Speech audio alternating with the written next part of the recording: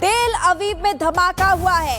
आपको जानकारी दे दें कि इजराइल से एक बहुत बड़ी खबर इस वक्त मिल रही है। तेल अवीव में धमाकों की साजिश, कई लोकल बसों में धमाके की खबर मिल रही है। कुछ जिंदा बम भी बरामद यहां पर किए गए हैं।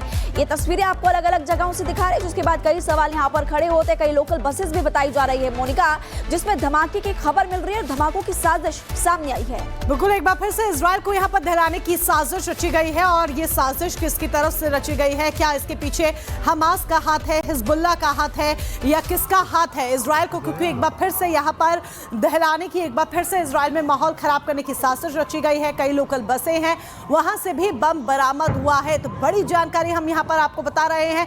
कई लोकल बसों में धमाके की खबर भी निकलकर सामने आई है। इजराइल में तबाही की तस्वीरें एक बार फिर से देखी जा सकती है। कुछ जिंदा बम भी हैं जो कि बरामद किए गए हैं। तो इसकी वजह से लोगों में एक बार फिर से डर का माहौल देखा जा रहा है। कुछ खाली बसें थी, वहां पर भी बताया जा रहा है कि बम रखे हुए थे। इसको लेकर एक बड़ी बैठक भी यहां पर बुला ली गई है। इस बीच एक और बड़ी अपडेट आपको ये बता दें कि तेल अवीव में धमाकों से जुड़ी बड़ी अपडेट ये कि सीसीटीवी में संदिग्ध दिखा है। धमाके के बाद ट्रेन में चढ़ता हुआ दिखा है संदिग्ध। तस्वीर आपके सामने, सीसीटीवी फुटेज को जरा देखिए। धमाके के बाद एक संदिग्ध नजर आ रहा है जो ट्रेन में चढ़ रहा है। ये सीसीटीवी फुटेज सामने आया है। सीसीटीवी फुटेज सामने आया, जिसके आधार पर जांच पड़ताल को अब आगे बढ़ाया जाएगा। कौन है ये शख्स जिसने इजराइल का माहौल खराब करने की कोशिश की, इजराइल में पैदा की साजिश रची? और बड़ी खबर इसी बीच एक और बता दें, तेल अवीव में धमाकों की साजिश, जिसके बाद आपको जानकारी देने कई लोकल बसेस है जहां पर धमाके की खबर मिल रही है। और अभी लगातार आईटीएफ, इजराइल डिफेंस फोर्सेस इस पूरे मामले की जांच पड़ताल कर रही है। आपको ये भी बता दें कि यहाँ पर धमाके जैसे ही उसके बाद एक संदिग्ध भी नजर आया, जो कि हमने आपको सीसीटीवी फुटेज दिखाया भी। इसी आधार पर जांच पड़ताल की जाएगी और कई परिवहन सेवाएं जो है वहां पर निलंबित की गई है। नेतन्याहू ने सुरक्षा बैठक भी इस दौरान बुलाई। इजरायली परिवहन मंत्री की तरफ से भी बड़ा फैसला किया गया है कि कई परिवहन सेवाएं उनको फिलहाल निलंबित किया गया है। बस ट्रेन सेवाओं को निलंबित किया गया। अगले आदेश तक परिवहन सेवाएं निलंबित रहने वाली है। नेतन्याहू ने भी एक बड़ी मीटिंग यहां पर बुलाई। और अब खबरों में आगे बढ़ते हैं, बात करेंगे मौसम के मिजाज की। जम्मू कश्मीर से खबर मिल रही है जहां पर भारी बर्फबारी हो रही है, जिसके बाद वहां पर बर्फ की मोटी चादर बिछ गई है। एक और जहां कुछ पर्यटक इस बर्फबारी का मजा लेते हुए नजर आ रहे हैं, तो वहीं इसके चलते कई सैलानियों के सामने संकट भी खड़ा हो गया। तस्वीरें आपको दिखाते हैं, रिपोर्ट आप देखिए।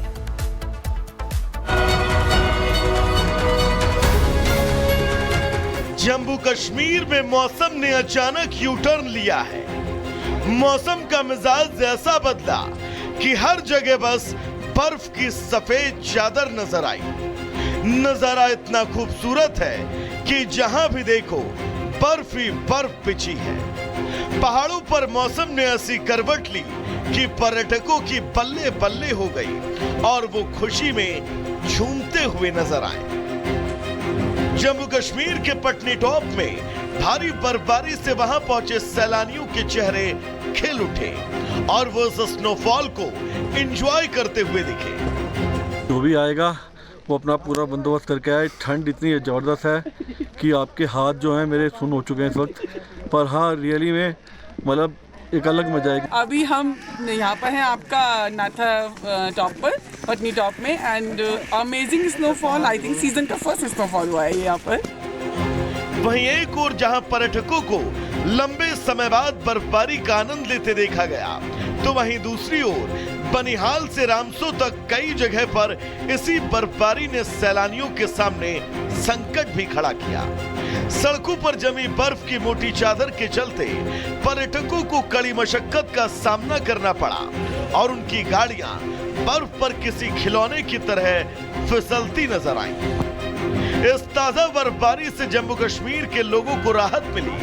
दरअसल बारिश और बर्फबारी में कमी आई थी, जिससे पानी के साधन का संकट खड़ा हो गया था। लेकिन अब बारिश और बर्फबारी के बाद लोगों के चेहरों पर रौनक लौट आई है। बीते कुछ दिनों से फरवरी के महीने में ही गर्मी का एहसास होने लगा था। वहीं अब पहाड़ों पर बर्फबारी और मैदानी इलाकों में बारिश के बाद एक बार फिर ठंड और ठिठुरन पड़ गई है। Bureau report, Republic Bharat. और आगे बढ़ते हैं, बात करते हैं पवित्र गंगा पर होती मैली सियासत की। दरअसल महाकुंभ को बदनाम करने वालों को एक बार फिर से करारा जवाब मिला है। जो लोग गंगा के पवित्र जल पर सवाल खड़े कर रहे थे, उनकी बोलतियां बंद हो चुकी है। सीबीसीबी की रिपोर्ट ने बता दिया है कि गंगा जल की पवित्रता और सनातन के महापर्व पर सवाल उठाने वाले हर बार की तरह इस बार भी मुंह की ही खाएंगे।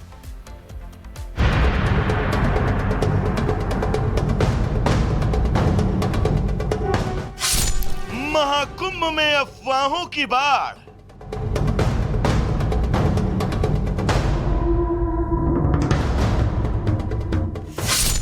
गंगा में बैक्टीरिया वाला दावा फेल।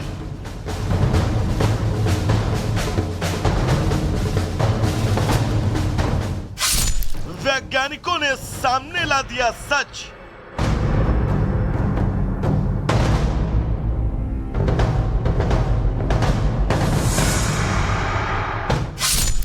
विरोधियों की बोलती बंद।